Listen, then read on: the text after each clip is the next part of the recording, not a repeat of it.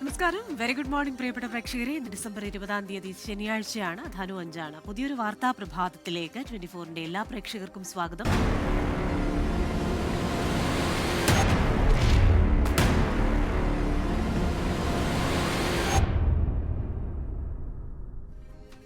News ബ്രേക്സിൽ വിശദമായ റിപ്പോർട്ടുകളിലേക്കാണ്. ആദ്യം ഈ വാർത്താ ദിനത്തിലെ സമഗ്ര വിവരങ്ങളുമായി 24ന്റെ പ്രതിനിധികൾ വിവിധ മേഖലകളിൽ നിന്ന് പ്രേക്ഷകർക്കൊപ്പം ചേരും.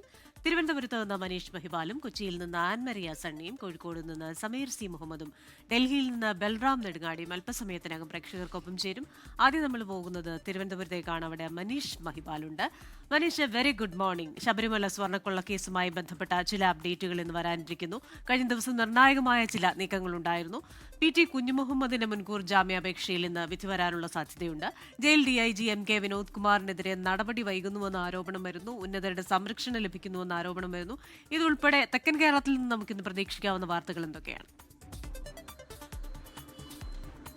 Christina, very good morning. Christina സൂചിപ്പിച്ചതുപോലെ ഏറ്റവും പ്രധാനപ്പെട്ട വാർത്ത ശബരിമല സ്വർണ്ണക്കൊള്ള കേസാണ്. ആ കേസിൽ ഹൈക്കോടതി ഇന്നലെ സിംഗിൾ ബെഞ്ച് ഈ കേസിൽ അന്വേഷണ സംഘം ആലസ്യത്തിലാണോ എന്ന ചോദ്യം അല്ലെങ്കിൽ വിമർശനം ഉന്നയിച്ചത് പിന്നാലെയായിരുന്നു തങ്ങളുടെ കസ്റ്റഡി നിലവിൽ SIT സ്ഥിരീകരിച്ചത്. ഇന്നലെ ഉച്ചയോടുകൂടി തന്നെ ഈ കേസിലെ പ്രധാനപ്പെട്ട 2 പ്രതികൾ പങ്കജ് ഭണ്ഡാരി, ഗോവർദ്ധൻ എന്നിവരെ കസ്റ്റഡിയിലെടുത്ത വിവരം പുറത്തു വന്നു. പിന്നീട് ഇവരെ അറസ്റ്റ് രേഖപ്പെടുത്തി ഇന്നലെ കൊല്ലം വിജിലൻസ് കോടതിയിൽ ഹാജരാക്കിയ പ്രതികളെ 14 ദിവസത്തേക്ക് റിമാൻഡ് ചെയ്തിരിക്കുകയാണ്. ഇപ്പോൾ ഗോവർദ്ധന്റെ മൊഴി, ആ കേസിൽ ബെല്ലാരിയിലെ സ്വർണ്ണ വ്യാപാരി ഉണ്ണികൃഷ്ണൻ പോറ്റിയുടെ പക്കൽ നിന്നും ശബരിമലയിലെ സ്വർണം വേർതിരിച്ച ശേഷം അത് വാങ്ങിയ വ്യാപാരിയായിട്ടുള്ള ഗോവർദ്ധന്റെ മൊഴിയടക്കം പുറത്തു വന്നിട്ടുണ്ട്. അപ്പോൾ തന്നെ ഈ കേസിലെ ഈ 2 പ്രതികൾ, ഒരു പ്രതികൾക്ക് പോലും ജാമ്യം ഇതുവരെ ലഭ്യമായിട്ടില്ല. ഈ പ്രതികളിൽ 2 പേർക്ക് വേണ്ടിയിട്ട് കസ്റ്റഡി അപേക്ഷ നേരത്തെ തന്നെ കൊടുത്തിട്ടുണ്ടാക്കും. ഇത് എപ്പോൾ കോടതി പരിഗണിക്കും എന്ന് നോക്കിയായിരിക്കും അവരെ കസ്റ്റഡിയിൽ വാങ്ങുക. രണ്ടാമത്തെ പ്രധാന വാർത്ത കോടതിയെ സംബന്ധിച്ചുള്ള വാർത്തയാണത്. മുൻ MLAയും സംവിധായകനുമായിട്ടുള്ള PT കുഞ്ഞുമുഹമ്മദിനെ സംബന്ധിച്ചുള്ള പരാതി, ലൈംഗിക പീഡന കേസിലെ പരാതിയിൽ നിലവിൽ ഈ കേസിന്റെ വാദം കോടതി കേട്ടു. തിരുവനന്തപുരം ജില്ലാ കോടതിയാണ്. വാദം പൂർത്തിയായ ശേഷം ഇന്ന് അന്തിമമായിട്ടുള്ള വിധി, അതായത് മുൻകൂർ ജാമ്യം സംബന്ധിച്ച് PT മുഹമ്മദ് കോടതി നൽകിയ ജാമ്യാപേക്ഷയിലായിരിക്കും കോടതി വിധി പറയുക. വാദങ്ങളെല്ലാം കോടതി കേട്ടിട്ടുണ്ട്. ഈ PT കുഞ്ഞുമുഹമ്മദിന്റെ അഭിഭാഷകന്റെ വാദം പ്രധാനമായും ഒരേ ഹോട്ടലിൽ ഈ സംവിധായിക, പരാതിക്കാരിയായ സംവിധായികയും PT കുഞ്ഞുമുഹമ്മദ് ഉള്ളത് കൊണ്ട് ഈ ഇങ്ങനെയുള്ള അപമര്യാദയെ പെരുമാറിയതിന് തെളിവുകളില്ല എന്നാണ് നിലവിൽ ഈ പ്രതിഭാഗത്തിന്റെ വാദം. പക്ഷേ പ്രോസിക്യൂഷൻ അതല്ല, തെളിവുകളുണ്ട്, കോടതിയിൽ വ്യക്തമായ തെളിവുകളും ഒപ്പം തന്നെ പരാതിക്കാരുടെ രഹസ്യമൊഴി രേഖപ്പെടുത്തിയിട്ടുണ്ട്. മൂന്നാമത്തെ പ്രധാന വാർത്ത, നേരത്തെ തന്നെ ഒട്ടേറെ പരാതികൾ വന്നിട്ടുള്ള നിലവിൽ വിജിലൻസ് കേസെടുത്തിട്ടുള്ള ജയിൽ DIG MK വിനോദ് കുമാറിനെതിരെ നടപടി വൈകുന്നു എന്നുള്ളതാണ്. ഇപ്പോഴെടുത്ത കേസിൽ 2 ദിവസം മുൻപ് വിജിലൻസ് മേധാവി മനോജ് എബ്രഹാം റിപ്പോർട്ട് നൽകിയിട്ടും ഇതുവരെയും ശുപാർശ ചെയ്തിട്ട് പോലും ഇതുവരെയും ഈ സസ്പെൻഷൻ അടക്കമുള്ള നടപടികളിലേക്ക് കടക്കുമോ എന്നുള്ള കാര്യത്തിൽ ഇപ്പോഴും ഒരു തീരുമാനമായിട്ടില്ല. ഇത് ആദ്യ സംഭവമല്ല. 1,80,000 രൂപയാണ് TP ചന്ദ്രശേഖരൻ കേസിലെ പ്രതിയായ കൊടി സുനിയിൽ നിന്നും ജയിലിൽ അനധികൃതമായ കാര്യങ്ങൾക്ക് വേണ്ടി ഇയാൾ വാങ്ങിയിട്ടുള്ളത്. അതായത് ജയിലിലെ പ്രതികൾക്ക് പരോൾ നൽകുക, ജയിലിൽ സുഖ സൗകര്യങ്ങൾക്ക് വേണ്ടി അടക്കം ഇയാളുടെ ഭാര്യയുടെ അക്കൗണ്ടിലേക്ക് അടക്കം നിരവധി തുക വാങ്ങിയതായി വിജിലൻസ് കണ്ടെത്തിൻ്റെ അടിസ്ഥാനത്തിലുള്ള കേസെടുത്തത്. പക്ഷേ ഇപ്പോഴും MK വിനോദ് കുമാറിനെ ആഭ്യന്തര വകുപ്പ് സംരക്ഷിക്കുന്നുവെന്ന പരാതിയാണ് ഉയരുന്നത്.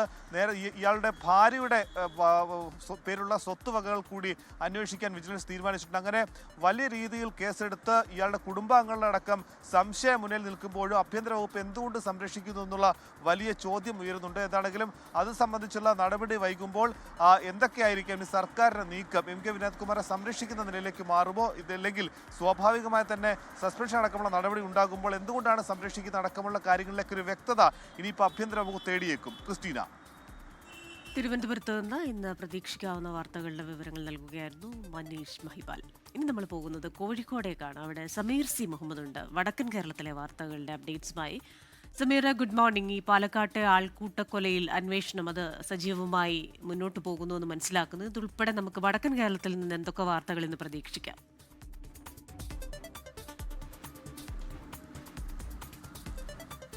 വെരി ഗുഡ് മോർണിംഗ് ക്രിസ്റ്റീന സൂചിപ്പിച്ചതുപോലെ മലബാറിൽ നിന്ന് ഇന്ന് നമ്മൾ പ്രതീക്ഷിക്കുന്ന ഏറ്റവും പ്രധാനപ്പെട്ട വാർത്ത അട്ടപ്പാടിയിൽ ഉണ്ടായിട്ടുള്ള ആ ക്രൂരമായിട്ടുള്ള കൊലപാതകമാണ്.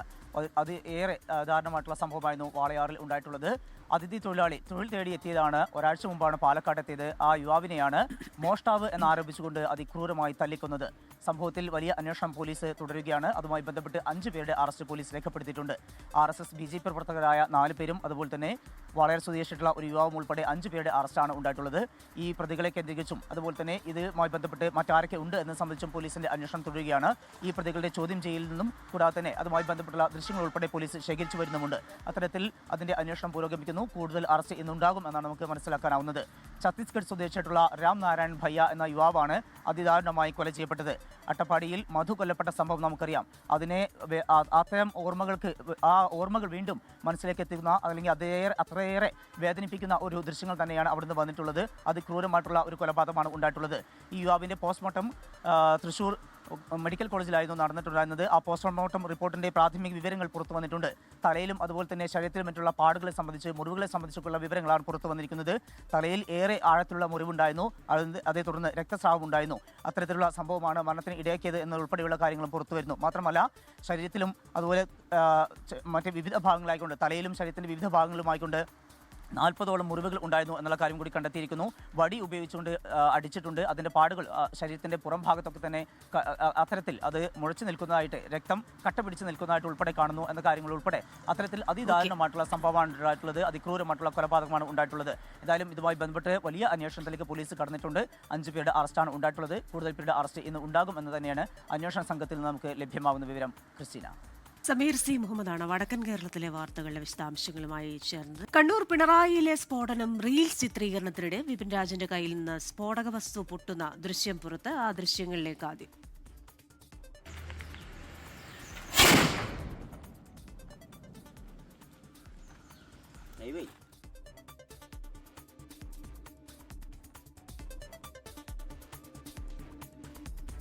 വിവരങ്ങളുമായി കണ്ണൂരിൽ നിന്ന് ചേരുന്നത് അജീഷ് ജയകുമാറാണ്. Ajeesh, very good morning. ഈ ദൃശ്യങ്ങളിൽ നിന്ന് നമുക്ക് മനസ്സിലാക്കാനാവുന്നത് എന്തൊക്കെയാണ്? ക്രിസ്റ്റീന, കഴിഞ്ഞ ചൊവ്വാഴ്ചയാണ് ഈ സംഭവം നടക്കുന്നത്. പിണറായി കനാൽക്കരയിൽ വെച്ച് സ്ഫോടക വസ്തു ഉപയോഗിക്കുന്നതിനിടെ പൊട്ടിത്തെറിച്ച് കൈപ്പത്തി നഷ്ടമായ സംഭവം വലിയ ചർച്ചയായിരുന്നു. രാഷ്ട്രീയ വിവാദം കൂടിയായിരുന്നു. CPM പ്രവർത്തകനും കപ്പക്കേസിൽ ജില്ലാ കടത്താൻ ചുമത്തപ്പെട്ട നേതാവ് കൂടിയായിരുന്നു, പ്രാദേശിക പ്രവർത്തകൻ കൂടിയായിരുന്നു ഈ വിപിൻ രാജ്. വിപിൻ രാജിന്റെ കൈവശം ഈ സ്ഫോടക വസ്തു ഇരുന്ന് പൊട്ടി അത് ബോംബുണ്ടാക്കുന്നതിനിടെയാണ് സംഭവിച്ചതെന്നതായിരുന്നു വലിയ പ്രചാരണം ഉണ്ടായിരുന്നത്.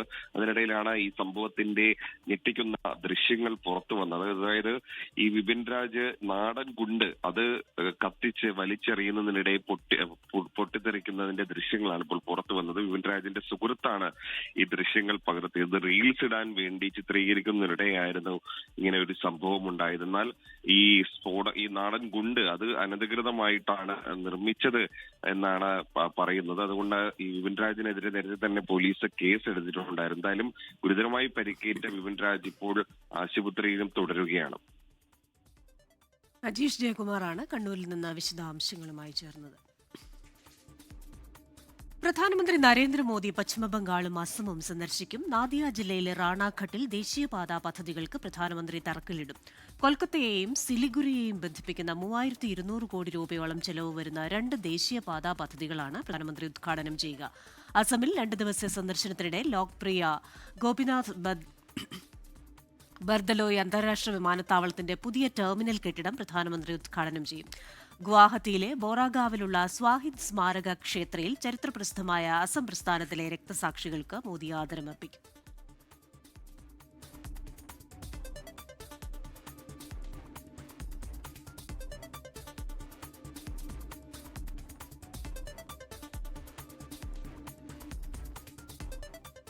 ലൈംഗിക കുറ്റവാളി ജെഫ്രി എപ്സ്റ്റീനുമായി ബന്ധപ്പെട്ട ഫയലുകൾ പുറത്തുവിട്ട അമേരിക്കൻ നീതിന്യായ വകുപ്പ് എപ്സ്റ്റീൻ കേസിൽ 1200-ലധികം ഇരകളെ നീതിന്യായ വകുപ്പ് തിരിച്ചറിഞ്ഞിട്ടുണ്ടെന്നും അവരെ തിരിച്ചറിയുന്ന വിവരങ്ങൾ ഫയലുകളിൽ നിന്നും നീക്കം ചെയ്തിട്ടുണ്ടെന്നും അറിയിച്ചു.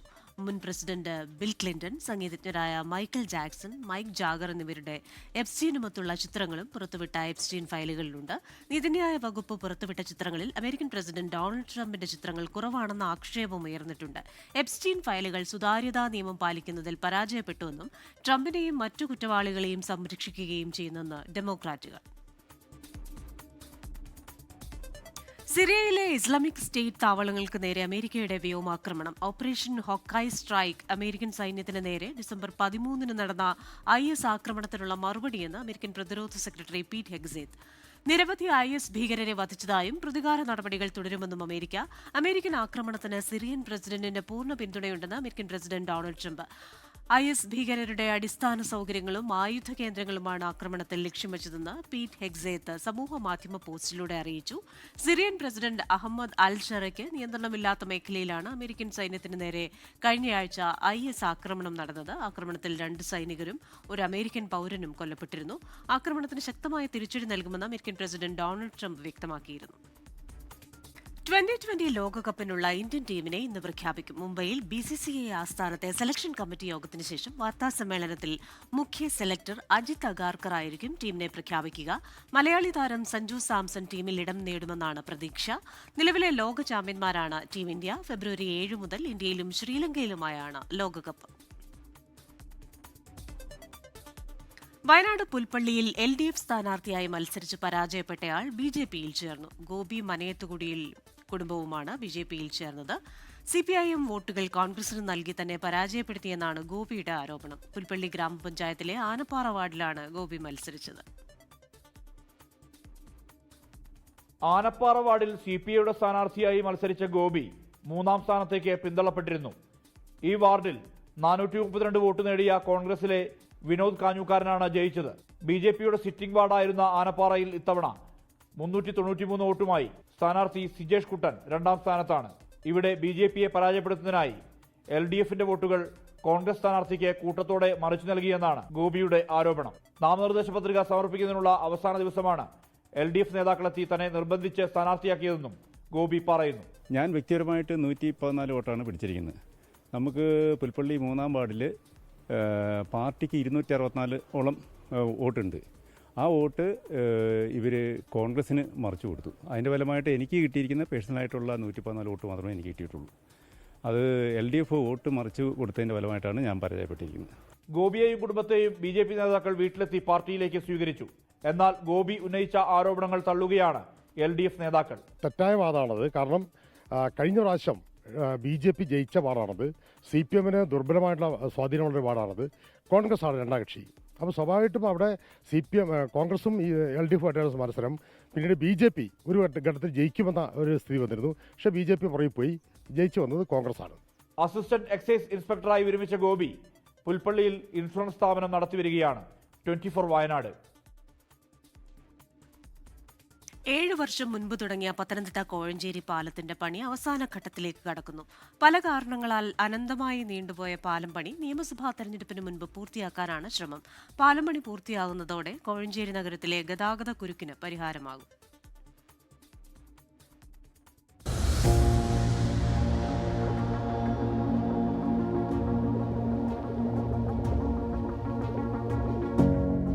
പാലം പണി തുടങ്ങിയത് 2018-ൽ. നിർമ്മാണ ചെലവ് 20.58 കോടി രൂപ.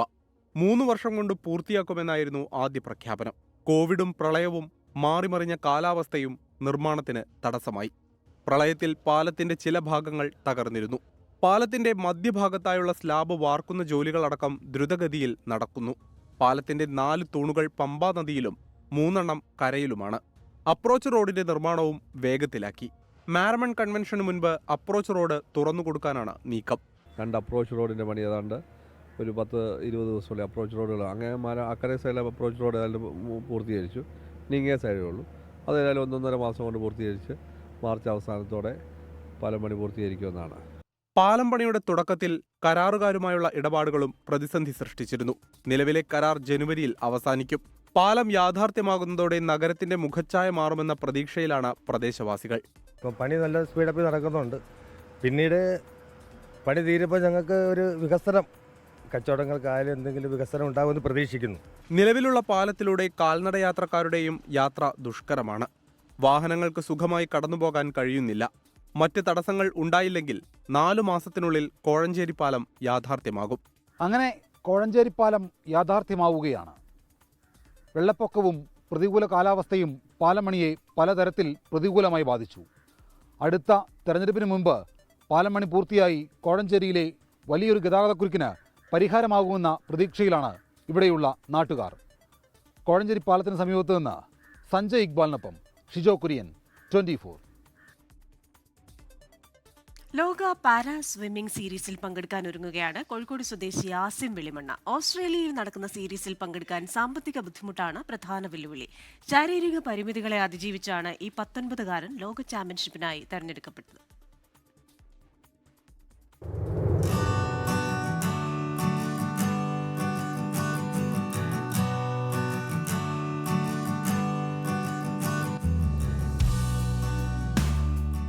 ഓസ്ട്രേലിയയിലെ ഗോൾഡ് കോസ്റ്റ് അക്വാട്ടിക് സെന്ററിൽ ഫെബ്രുവരി 15 മുതൽ 22 വരെയാണ് ലോക പാരാ സ്വിമ്മിംഗ് സീരീസ് നടക്കുന്നത്. ഇതിന് കേരളത്തിൽ നിന്ന് യോഗ്യത നേടിയ ഏക താരമാണ് ആസിം വെളിമണ്ണ. മെഡൽ സ്വപ്നങ്ങളുമായി ആസിം പരിശീലനം തുടരുകയാണ്. യാത്രയ്ക്കും താമസത്തിനുമായി 8.5 ലക്ഷം രൂപ ചെലവ് വരും. ഇതിൽ 4 ലക്ഷം രൂപ പ്രമുഖ സ്ഥാപനങ്ങളും വ്യവസായികളും സ്പോൺസർ ചെയ്തിട്ടുണ്ടെങ്കിലും ശേഷിച്ച തുക കണ്ടെത്തേണ്ടതുണ്ട്. ഞാനും എൻ്റെ ഉപ്പയും പിന്നെ ഫിസിയോ കൂടിയിട്ടാണ് പോകുന്നത്. മൂന്നാക്കും പാടി വരുന്നത് 8.5 ലക്ഷത്തോളം രൂപയാണ്. അതിപ്പം 4 ലക്ഷം ആയിട്ടുണ്ട്. ഇനി പകുതി കൂടിയും അടിച്ചാലാണ് നമുക്ക് നമ്മുടെ ഓസ്ട്രേലിയയിൽ വെച്ച് നടക്കുന്ന വേൾഡ് പാരാ സ്വിമ്മിംഗ് സീരീസിൽ പങ്കെടുക്കാൻ വേണ്ടിയിട്ട് ഫെബ്രുവരിയിൽ സാധിക്കുള്ളൂ. ലോക റാങ്കിങ്ങിൽ 8-ാം സ്ഥാനത്തും ഏഷ്യൻ റാങ്കിങ്ങിൽ 2-ാം സ്ഥാനവും ദേശീയ റാങ്കിങ്ങിൽ 1-ാം സ്ഥാനത്തുമാണ് ആസിം വെളിമണ്ണ. S2 കാറ്റഗറിയിൽ അന്തർദേശീയ മത്സരത്തിന് യോഗ്യത നേടിയ ആദ്യത്തെ ഇന്ത്യൻ പാരാ സ്വിമ്മറും എല്ലാ കാറ്റഗറികളിൽ നിന്നുമായി ലോക പാരാ ചാമ്പ്യൻഷിപ്പിൽ മത്സരിച്ച ആദ്യത്തെ മലയാളിയുമാണ് ഈ 19-കാരൻ. വലിയ സ്വപ്നവുമായി ചരിത്രം രചിക്കാനൊരുങ്ങുകയാണ് ആസിം വെളിമണ്ണ. വിലങ്ങ് തടിയാവുന്നത് സാമ്പത്തികമാണ്.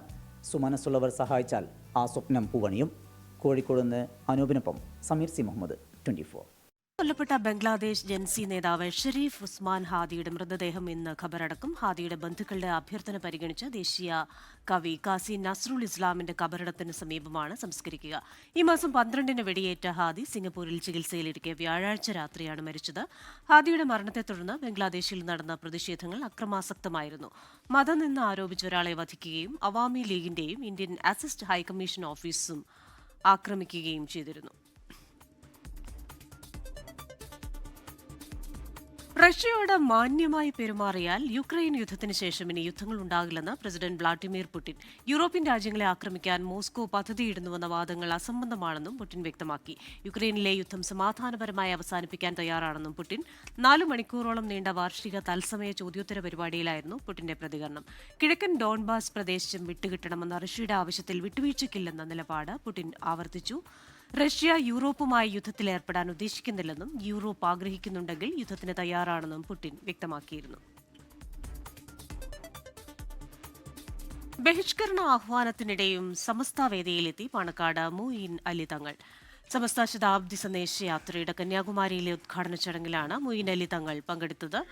കേരളത്തിലെ മുസ്ലിങ്ങളുടെ നേതാവ് ജിഫ്രി തങ്ങൾ എന്ന മുഈൻ അലി തങ്ങൾ. സമീർ സി മുഹമ്മദാണ് കോഴിക്കോട് നിന്ന് വിശദാംശങ്ങളുമായി ചേരുന്നത്. സമീർ, വിവരങ്ങൾ.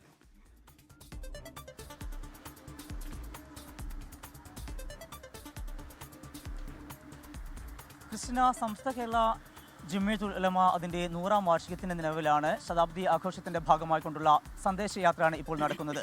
അതിന് തുടക്കം കുറിച്ചത് മലപ്പുറത്തു നിന്നായിരുന്നു. അതിൻ്റെ സന്ദേശയാത്രയുടെ പതാക കൈമാറ്റം ചെയ്തത് പ്രൊഫസർ കെ ആലിക്കുട്ടി മുസ്ലിയാരിൽ നിന്നാണ്. അതായത് സംസ്ഥയുടെ ജനറൽ സെക്രട്ടറിയാണ് അദ്ദേഹം. എന്നാൽ അത് പാണക്കാട് നിന്ന് നടത്തിയില്ല എന്നാരോപിച്ചുകൊണ്ട് വലിയൊരു വിഭാഗം അതിനകത്തുനിന്ന് വിട്ടുനിൽക്കുന്നു. പാണക്കാട് സാദിഖ് അലി ശിഹാബ് തങ്ങൾ, അതുപോലെ തന്നെ അബ്ബാസ് അലി ശിഹാബ് തങ്ങൾ, റഷീദ് അലി ശിഹാബ് തങ്ങൾ, ഹമീദ് അലി ശിഹാബ് തങ്ങൾ ഉൾപ്പെടെയുള്ള പ്രധാനപ്പെട്ട നേതാക്കളെല്ലാം തന്നെ അതിൽ നിന്ന് വിട്ടുനിൽക്കുന്നു. അതോടൊപ്പം തന്നെ സംസ്ഥയിലെ ലീഗ് അനുകൂലികളായിട്ടുള്ള അബ്ദുൽ സമദ് പൂക്കോട്ടൂർ, അതുപോലെ തന്നെ നാസർ ഫൈസൽ കൂടത്തായി ഉൾപ്പെടെയുള്ള പ്രമുഖരായിട്ടുള്ള ഉസ്താദുമാരും അതിനകത്തുനിന്ന് വിട്ടുനിൽക്കുകയാണ്. ആ വേളയിലാണ് ഈ വേദിയിലേക്ക് മുഈൻ അലി തങ്ങൾ എത്തുന്നത്. പാണക്കാട് കുടുംബാംഗമായിട്ടുള്ള കോഴിക്കോട് നിന്ന് വിവരങ്ങൾ നൽകുകയായിരുന്നു സമീർ സി മുഹമ്മദ്. ഇതോടെ ന്യൂസ് ബ്രേക്സ് പൂർണ്ണമാവുകയാണ്.